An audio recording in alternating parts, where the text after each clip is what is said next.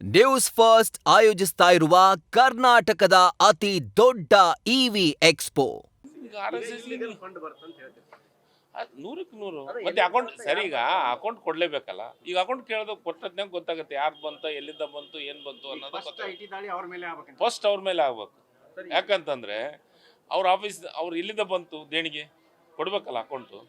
ಈಗ ನೀವು ಒಂದು ಸಣ್ಣ ಸಂಸ್ಥೆಯನ್ನ ರಿಜಿಸ್ಟರ್ ಮಾಡಿದಂತಂದ್ರೆ ಅದಕ್ಕೆ ಎಲ್ಲ ಪ್ಯಾನ್ ಕಾರ್ಡಿಂದ ಹಿಡ್ಕೊಂಡು ಆ ಸಂಸ್ಥೆ ಆಧಾರ್ ಕಾರ್ಡು ಎಲ್ಲಿ ಏನು ಎಲ್ಲಿ ಬಿಡ್ತೀವಿ ಯಾವ ಊರು ಏನಂತ ಕೇಳ್ತೀರಿ.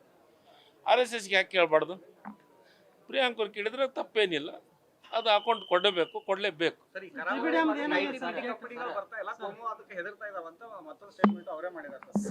ನೂರಕ್ಕೆ ನೂರರಷ್ಟು ಈ ರಾಜ್ಯದೊಳಗೆ ಈ ದೇಶದೊಳಗೆ ಒಳ್ಳೆಯ ವಾತಾವರಣ ಸೃಷ್ಟಿಯನ್ನು ಮಾಡುವಂಥ ಕೆಲಸವನ್ನು ಮಾಡ್ತಾ ಇಲ್ಲ. ಕೋಮುವಾದದಿಂದ ಬೇರೆ ಬೇರೆ ರಾಷ್ಟ್ರದಿಂದ ಬೇರೆ ಬೇರೆ ಇಂಡಸ್ಟ್ರಿಗಳು ಬರಬೇಕಾದ್ರೆ ವಿಚಾರ ಮಾಡ್ತಾರೆ. ಮತ್ತೊಂದು ಬೇರೆ ಯಾವುದಾದ್ರೂ ಕೆಲಸ ಮಾಡಲಿಕ್ಕಾದ್ರೆ ವಿಚಾರ ಮಾಡೋದು. ಯಾಕಂದ್ರೆ ದೊಡ್ಡ ಪ್ರಮಾಣದಾಗ ಇನ್ವೆಸ್ಟ್ಮೆಂಟ್ ಮಾಡೋ ಹೊತ್ತಿನೊಳಗೆ ಒಳ್ಳೆ ವಾತಾವರಣ ಇದ್ದಂದ್ರೆ ಆ ಇನ್ವೆಸ್ಟ್ಮೆಂಟ್ ಮಾಡಿದ್ದಕ್ಕೂ ಸಾಧ್ಯತೆ ಆಗುತ್ತಲ್ಲ. ಅದು ಸತ್ಯ ಐತೆ. ಅದ್ರಾಗ ಏನು ಹೇಳೋದು? ಕಲ್ಯಾಣಕ್ಕೆ ಬಿಜೆಪಿ ಅವರು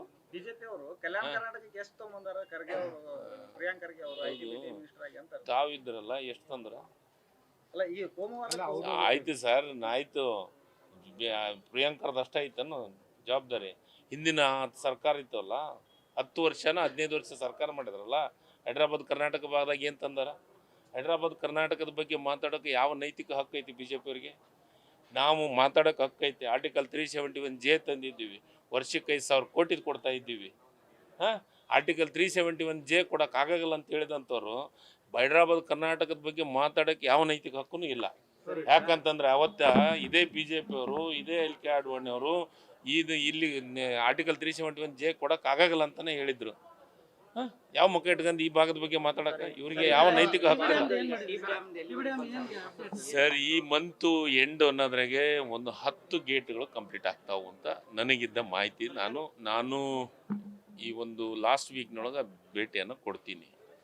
ಈಗಾಗಲೇ 2 ಗೇಟ್ ಕಂಪ್ಲೀಟ್ ಆಗ್ಯಾವು. 8 ಗೇಟು 50, 60, 70, 80% ಒಂದೊಂದು ಗೇಟ್ ಕಾಮಗಾರಿಗಳು ಮುಗಿದಿದ್ದಾವೆ. ಯಾವುದೇ ಕಾರಣಕ್ಕೂ ಗೇಟನ್ನು ನಮ್ಮ ಕಾಲಮಿತಿಯೊಳಗೆ ಮೇ ಅನ್ನೋದ್ರಾಗೇ ಮುಗಿಸ್ತೀವಿ. ಮತ್ತು ಅದರ ಜೊತೆಗೆ 2 ಟೀಮನ್ನು ಹಚ್ತೀವಿ ಅಂತ ಹೇಳಿದ್ವಿ. 3 ಟೀಮನ್ನು ಹಚ್ಚಿದ್ದೀವಿ. ಫಸ್ಟ್ನೇ ಬೆಳಗ್ಗೆ ರೀ ಮೊದಲು ಡ್ಯಾಮರ್ ತುಂಬಲಿ. ನೆಕ್ಸ್ಟ್ ನಾನು ಹೇಳಕತ್ತಿದ್ದು ಮೇ ಅನ್ನೋದ್ರಾಗ ಕಂಪ್ಲೀಟ್ ಮಾಡ್ತೀವಿ. ರೈತರಿಗೆ ಬೆಳೆಗೆ ನೀರು ಕೊಡುವಂಥ ಕೆಲಸವನ್ನು ಮಾಡೇ ಮಾಡ್ತೀವಿ.